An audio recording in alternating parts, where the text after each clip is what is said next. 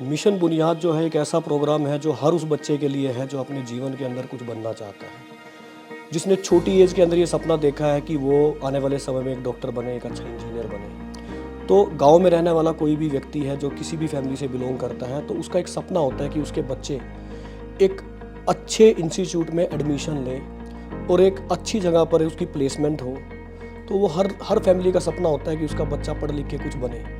वो किस दिशा में बनेगा, क्या बनेगा, ये सिर्फ मिशन बुनियाद ही उसको डिसाइड करता है। क्योंकि मैंने देखा है कि जो बच्चे अक्सर गांव के स्कूल के अंदर पढ़ते हैं उन बच्चों को पता ही नहीं होता कि उनको क्या करना है। कई बार क्या होता है कि बच्चा +2 भी कर जाता है, चाहे उसने कोई भी स्ट्रीम लिया किसी के कहने से, लेकिन उसको ये पता ही नहीं रहता कि मैंने बनना क्या है, मैंने करना क्या है लाइफ के अंदर। तो ये जो हमारा मिशन बुनियाद का प्रोग्राम आया और जब हमने इसकी अवेयरनेस की, यानी उस बच्चे को जो 8th क्लास में पढ़ रहा है बच्चा, उसको सोचने पे मजबूर किया कि उसको अपने जीवन के अंदर क्या करना है।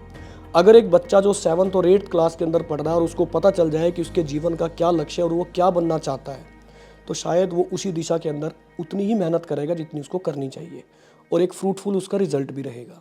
लेकिन अगर उसको लंबे समय तक ये पता ही नहीं रहा कि उसको क्या करना है, तो शायद वो मेहनत तो करेगा लेकिन उसकी मेहनत रैंडम डायरेक्शंस के अंदर होगी और वो उसका कैरियर उस तरह से नहीं बन पाएगा जैसे बनना चाहिए। तो मिशन बुनियाद एक ऐसा प्रोग्राम है जो हर उस बच्चे को वो दिशा दे रहा है कि उसको किस दिशा में मेहनत करनी है। अगर उसमें कैलिबर है तो उसको एक अच्छे टीचर की सहायता से उस कैलिबर को निखारने में भी मदद मिलती है। सुपर 100 का जो एनरोलमेंट है वो हर साल अगर आप देखेंगे तो हर डिस्ट्रिक्ट के अंदर मेरे ख्याल से अगर उसकी परसेंटेज देखें तो 30 से 40% हर साल बढ़ रहा है हर डिस्ट्रिक्ट में। मैं अपने डिस्ट्रिक्ट की बात नहीं कर रहा हूँ। तो ये सिर्फ किस वजह से है, मिशन बुनियाद की वजह से। और जो भी सुपर 100 के अंदर जो बच्चे सेलेक्ट हुए हैं, जिस भी गांव से अगर बच्चा सेलेक्ट होता है ना, जिस भी स्कूल से सेलेक्ट होता है, वहाँ का परसेंटेज ऑटोमेटिकली बढ़ जाता है क्योंकि वो बच्चा अपने आप में एक रोल मॉडल है बाकी बच्चों के लिए। तो मिशन बुनियाद का प्रोग्राम आने के बाद एनरोलमेंट तो बिल्कुल बढ़े हैं। 30-40% एनरोलमेंट हर डिस्ट्रिक्ट के अंदर बढ़ा है। रजिस्ट्रेशन के लिए होड़ लगी है, वो आपने देखा होगा जब हमारे एंट्रेंस एग्ज़ाम होते हैं। तो जब मैंने पहली बार मिशन ये सुपर 100 का एग्ज़ाम एंट्रेंस एग्ज़ाम करवाया था तो उस समय पे करनाल डिस्ट्रिक्ट के अंदर 1000 का रजिस्ट्रेशन। जब सेकंड टाइम कराया गया तो वो 1500 समथिंग था, लेकिन इस बार वो नंबर 2000 को क्रॉस कर चुका है। तो ये जो परसेंटेज है एनरोलमेंट की, रजिस्ट्रेशन की, ये हर साल बढ़ रही है। वो सिर्फ और सिर्फ इसी वजह से है कि जो हमारे बुनियाद के स्टूडेंट हैं जो 8th क्लास से जुड़ चुके हैं, जब उन्होंने 8th क्लास में अपना एग्ज़ाम दिया वो तब से जुड़ चुके हैं। तो वहाँ सिर्फ मिशन बुनियाद की बात नहीं होती, उनका टारगेट सुपर 100 में एडमिशन लेना भी और उसके बाद एक अच्छे इंस्टीट्यूट में एडमिशन लेना। और अगर हम बुनियाद सेंटर की बात करें तो उनका जो इंफ्रास्ट्रक्चर है वो तो हमारे पास बेस्ट इंफ्रास्ट्रक्चर है। उस केस के अंदर क्या होता है कि हमारे पास बेंचेस भी हैं, बिल्कुल न्यू ड्यूल डेस्क हैं हर बुनियाद सेंटर पे, सफिशेंट जितनी हमारी स्ट्रेंथ होनी चाहिए उस स्ट्रेंथ के से ज़्यादा ही हमारे पास उसमें ड्यूल डेस्क है। डिजिटल स्क्रीन है, टोटल हमारे पास जो पीने के पानी की फैसिलिटी है 24 आवर उसके अंदर लाइट रहेगी, यानी जितने टाइम भी क्लास चलेगी तो उसके अंदर कोई भी लाइट का कट नहीं होगा, यानी लाइट का बैकअप हमारे पास है। तो ये एक बेसिक फैसिलिटीज़ होती हैं किसी भी क्लासरूम को चलाने के लिए कि उसके अंदर लाइट का प्रॉपर अरेंजमेंट हो, उसमें जहाँ बच्चा जिस क्लास को वो सुन रहा है, देख रहा है, वो क्लास बिल्कुल बिना किसी डिसकनेक्टिविटी के चलती रहे, कंटिन्यूटी में चलती रहे। एक अच्छा टीचर उसको मिले, तो वो टीचर हमारे पास जो विकल्पा फाउंडेशन की टीम है वो एक अच्छे एजुकेटेड टीचर, और जिससे सबसे बड़ी बात होती है कि बच्चा बिल्कुल फ्री होकर बात कर सके। कई बार क्या होता है कि एक टीचर से ना बच्चा हेजिटेट करता है, लेकिन मैंने वहाँ देखा है कि बच्चा बड़ा इजीली टीचर के साथ अपनी जो प्रॉब्लम्स हैं वो शेयर कर पाता है, शेयर कर रहा है। और वो मोटिवेट भी करते हैं कि बच्चे का अगर कोई क्वेश्चन है, कोई प्रॉब्लम है तो वो शेयर करें उसके साथ। तो ये अपने आप में एक बहुत अच्छा इनिशिएटिव भी है। एट प्रेजेंट जो भी बच्चा हमारे बुनियाद सेंटर के अंदर पढ़ रहा है तो उस बच्चे को सबसे पहले तो जो उसकी कोचिंग क्लासेस हैं, चाहे वो कॉम्पिटिटिव क्लास की है या कुछ भी है, वो बिल्कुल फ्री ऑफ कॉस्ट है। उसमें उसको कोई किसी भी तरह की कोचिंग के लिए कोई एक्स्ट्रा फीस नहीं ली जा रही है। यानी अगर वो किसी भी गवर्नमेंट स्कूल के अंदर पढ़ता तो जितनी उसकी फ़ीस होती उतनी फ़ीस वो यहाँ पे कर रहा है, उससे कुछ भी एक्स्ट्रा चार्ज नहीं लिया जा रहा है। इसके साथ साथ शिक्षा विभाग उस बच्चे को, चाहे वो कितनी ही दूरी से आ रहा है, उस बच्चे को उसके आने जाने का किराया या उसका बस का पास बनाने की पूरी सुविधा प्रदान करता है।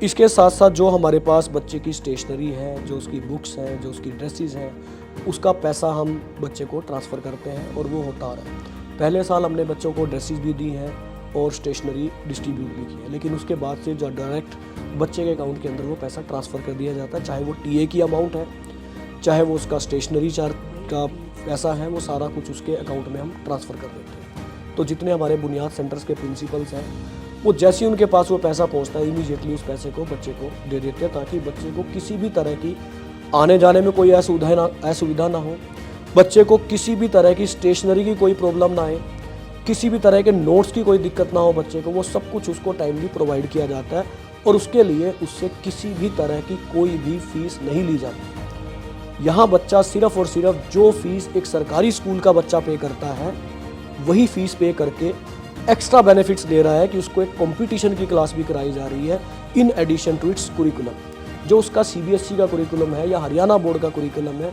उसके साथ साथ जो कॉम्पिटिटिव एग्जाम्स है उसकी तैयारी भी कराई जाती है। तो उसके लिए कोई एक्स्ट्रा चार्ज नहीं लिया जाता। जो हमारा ये फ़ोन ना यूज़ करने का कंसेप्ट है, ये सबसे पॉजिटिव पॉइंट है सुपर 100 का। जितने भी हमारे पास अवेयरनेस प्रोग्राम हुए हैं, हर अवेयरनेस प्रोग्राम के अंदर मैंने यही बात कही है कि सुपर 100 के अंदर जब बच्चा एडमिशन लेगा, वो चाहे सक्सेस कहीं उसका एडमिशन हो या ना हो, कोई मैटर नहीं करता, लेकिन वो 2 साल ऐसे संस्कार लेके बाहर आएगा कि वो लाइफ के अंदर शायद कभी भी पीछे नहीं रहेगा।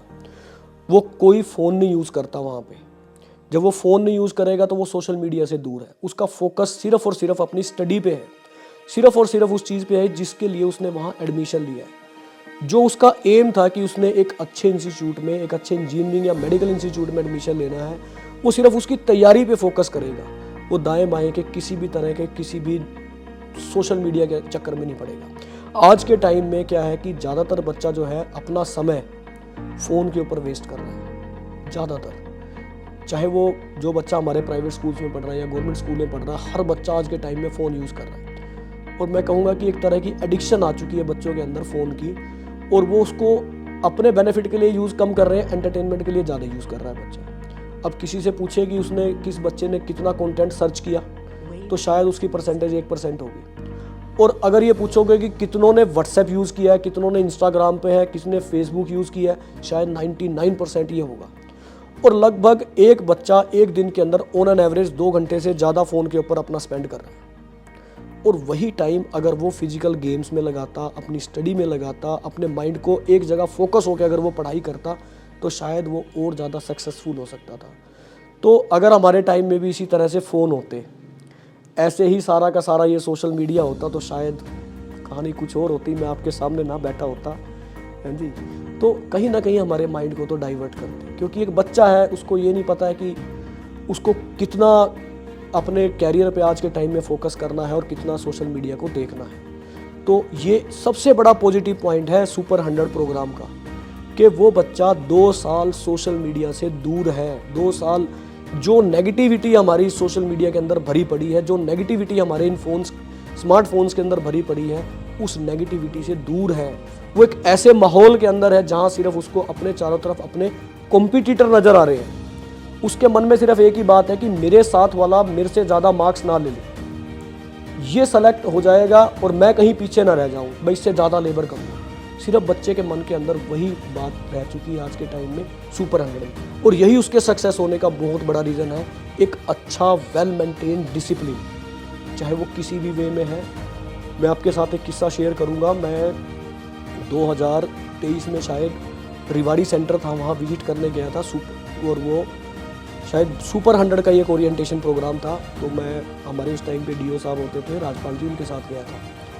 तो मैंने वहाँ विजिट किया कि बच्चा बैठा हुआ है, 10-12 स्टूडेंट बैठे हैं हॉल के अंदर, बिल्कुल पिन ड्रॉप साइलेंस। और वहाँ एक छोटा सा पंपलेट लगा हुआ है कि कृपया सीढ़ी पर चप्पल उतार कर चढ़े।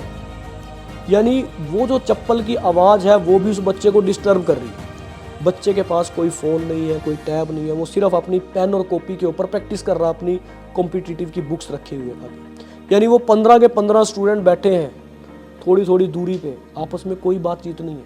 हमने अचानक उसके अंदर विजिट किया है। जहाँ डॉर्मेट्री है वहाँ 50 बच्चा एक साथ बैठा हुआ है या वहाँ रहता है, लेकिन बिल्कुल पिन ड्रॉप साइलेंस। जो क्लास चल रही है, 80 स्टूडेंट बैठा हुआ है क्लास के अंदर, और टीचर पढ़ा रहा है, बच्चा बिल्कुल साइलेंटली उसको सुन रहा है। तो ये कब आएगा? जब बच्चे के पास एक सेल्फ डिसिप्लिन क्रिएट होगा। और वो सेल्फ डिसिप्लिन एक दिन में क्रिएट नहीं होता, वो self discipline step by step create होता है। जब उसको इन सारी जो हमारी ये फ़ोन्स हैं, मल्टीमीडियाज़ हैं, सोशल मीडिया है, जब उसको दूर करके सिर्फ उसके जो उसका टारगेट है लाइफ का, उसी के ऊपर फोकस किया जाए, वो तभी होता है। तो ये एक बहुत बड़ा स्टेप है, इसको मेंटेन ही रखना चाहिए, इसको ख़त्म नहीं करना। आपके पास आएगी बहुत सारे पेरेंट्स कहते होंगे कि बच्चे को फ़ोन दे दिया जाए, बच्चा हमसे बात करेगा। तो मैं नहीं चाहता कि बच्चा 2 साल सोशल मीडिया यूज़ करे, वो 2 साल सिर्फ और सिर्फ अपनी पढ़ाई के ऊपर फोकस करे, जिस काम के लिए वहाँ वो गया हुआ है।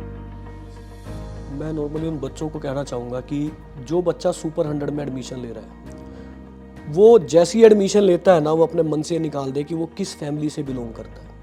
सबसे पहले तो वो बिल्कुल ये मन से सोच निकाल दे कि वो किस बैकग्राउंड से आया है, चाहे उसकी फैमिली सर्कमस्टांसिस कैसे भी रहे हैं, चाहे वो किसी भी तरह की फैमिली से बिलोंग करता है, चाहे उसका इकोनॉमिकल स्टेटस कैसा भी रहा है। लेकिन जब वो उस कैंपस के अंदर आ गया तो अपना सब कुछ भूल जाए और अपने मन में एक ही बात रखे कि इन 2 साल के अंदर मैंने सिर्फ और सिर्फ अपने टारगेट को अचीव करना है। मैं जिस पर्पस के लिए मैंने यहाँ एडमिशन लिया है, सिर्फ मैं उस पर फोकस करूँगा। चाहे मुझे कैसा ही खाना मिले, यहाँ पे वैसे बहुत अच्छा खाना मिलता है, रहने की अच्छी व्यवस्था है, मैंने रहना खाना यानी ये छोटी छोटी जो बातें हैं इनको इग्नोर करके मैंने अपने टारगेट के ऊपर फोकस करना है, अपनी पढ़ाई पे फोकस करना है। और ये 2 साल मैंने अपने लाइफ का बेस्ट देना है।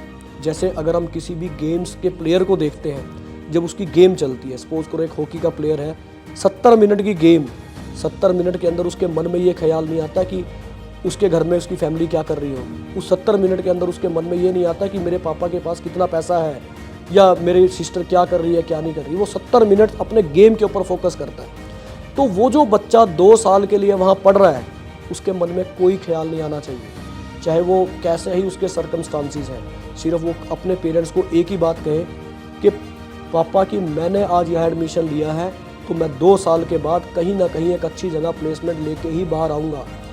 डिस्टर्ब ना करें, मैं पढ़ रहा हूँ, मैं बिल्कुल ठीक हूँ और इसी तरह से आगे बढ़ता रहूँगा। बच्चे को भी अपने मन को पक्का करना पड़ेगा कि घर जैसी सुविधा कहीं नहीं मिलती, लेकिन अगर जीवन में कुछ बनना है तो इस तरह के चैलेंजेस उसको फेस करने पड़ेंगे और वो फेस करे तभी आगे बढ़ेगा।